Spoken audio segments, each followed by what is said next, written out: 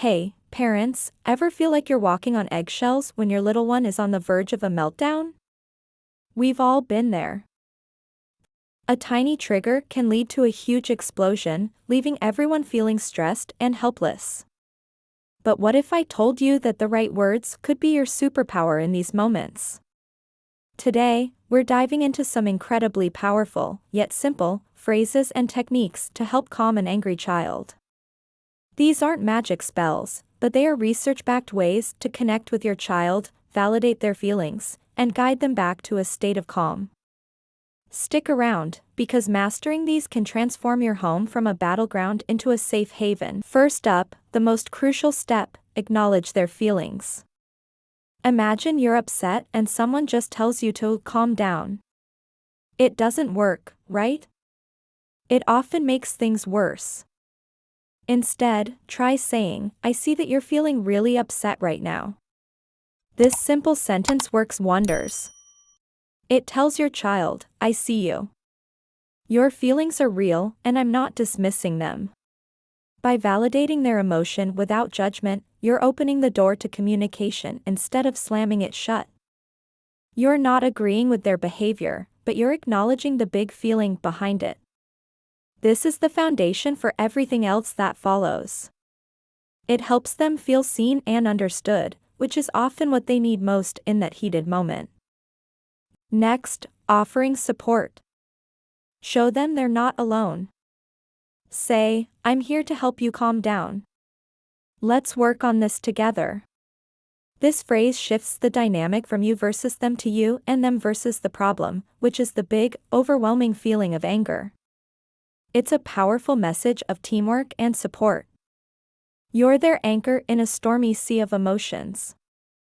This assures them that they don't have to navigate these scary feelings by themselves.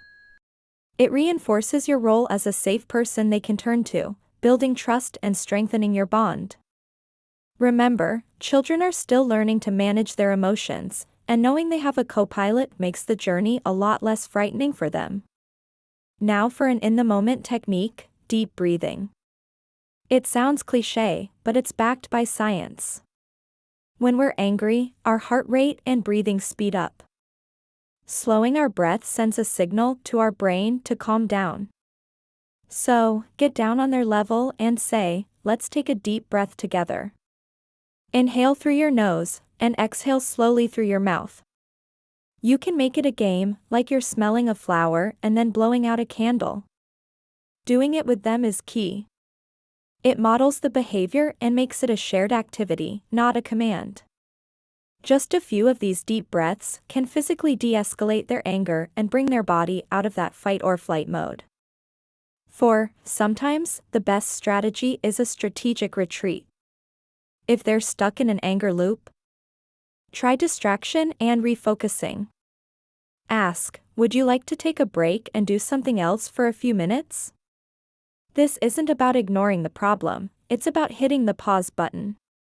It gives their brain a chance to switch gears and move away from the source of frustration. The key is to offer a calm, low-stakes activity. Maybe it's looking out the window to find 3 blue things, or listening to a favorite song. This short break can be just what they need to reset their emotional thermostat, allowing you to address the initial issue later when they are more receptive and calm.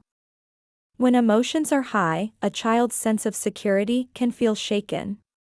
Reassure them with affirmations. A simple phrase like, "You're safe here. Let's figure this out calmly," can be incredibly grounding. It reminds them that even though their feelings are big and chaotic, their environment is stable and secure. It creates a pocket of safety where they can let their guard down. This isn't just about physical safety, it's about emotional safety. It tells them that they won't be punished or shamed for having big feelings, and that you're committed to finding a calm solution together. It's a powerful way to lower their defenses and help them feel secure enough to start calming down. Number 6. Once the initial storm has passed a little, encourage them to talk. Say, "Can you tell me more about what happened? I'm here to listen." This invitation shows you're genuinely interested in their perspective. Anger is often called a secondary emotion. It's usually a cover for other feelings like sadness, frustration, or embarrassment.